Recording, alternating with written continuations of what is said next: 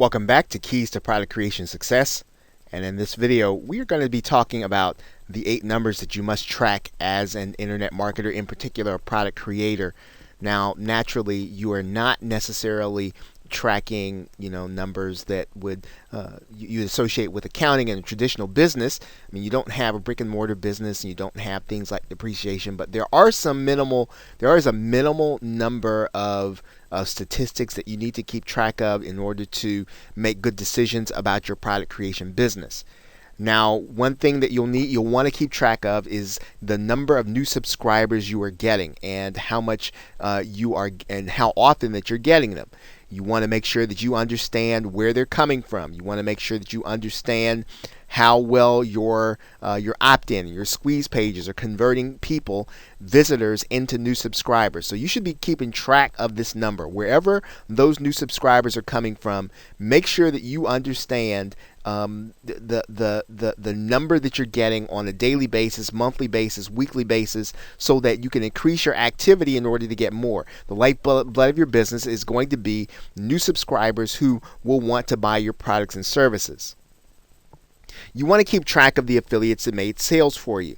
Now, that means that when your affiliates have requests and they have launches, the people that are really making sales for you, the people that are really going all out for you to make your product launch happen, who are basically bringing you leads by promoting your product, you want to make sure that you do everything you can to help them to make more money.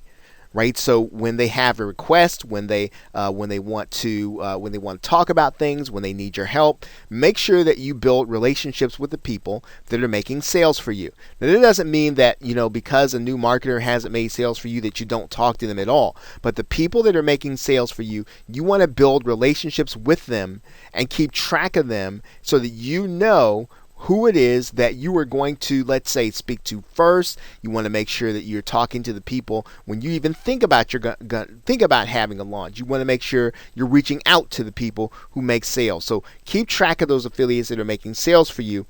Keep track of the number of visitors to your site, in particular your sales page.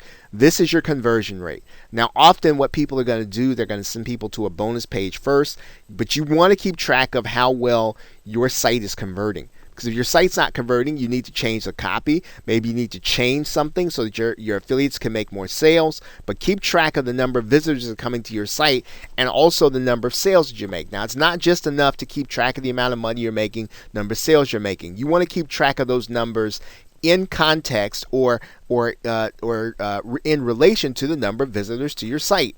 Right? This is very important. This is where you're going to be determining what your conversion rate is. Keep track of the number of people who are opening your emails. This is where you are going to determine whether or not your email copy is working, right? Because if you're getting new subscribers but your emails are turning people off, you need to change the way you write emails. Right? So keep track of the number of email opens you're getting. Keep track of them in relation to the number of people that are subscribing to your list. It's a percentage you want to keep track of.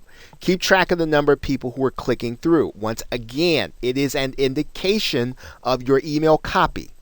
Right? Or maybe it is an indication of the offers that you are picking, or it is an indication of the kind of products you are creating. If you can't get people interested enough to click your links, you're going to make a minimal amount of money. Keep track of these things.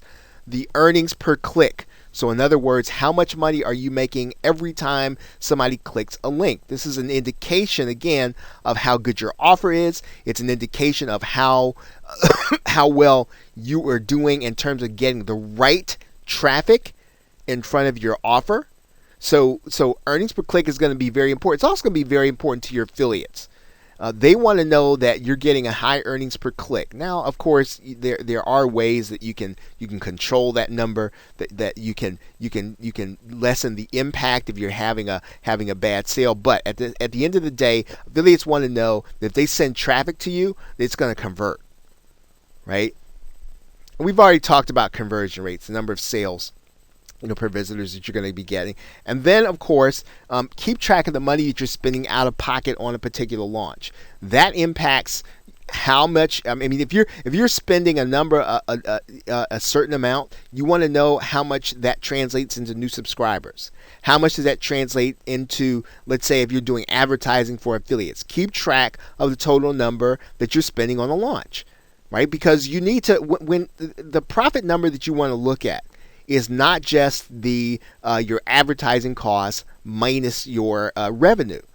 It really is the entire budget that you spent on the launch. Copywriter, right? Maybe you have had graphics done. Okay, maybe you increased the capacity on your server. Maybe you went and bought images for the sales page. Keep track of the total dollar amount you're spending out of pocket. Did you hire someone to outsource your support to? Total dollar amount is important because you want to understand how much it takes to get the number of sales you're going to get in a launch, right? That's important. You have to, because if you're spending more than you're making, then you've got to do something different, or you've got to increase the amount of sales you're getting for the money you're getting. And so you've got to be able to go back and track that number so that you can determine where you need to improve the numbers you're getting on a launch. Okay, so don't just be happy, right, with making sales. Don't just be happy with making, let's say, enough sales that you can that you can say you made a significant amount of money. Keep track of the money you're spending out of pocket, right? And at some point you want to increase your return on the investment you're making into a particular launch, right? As you progress as a marketer.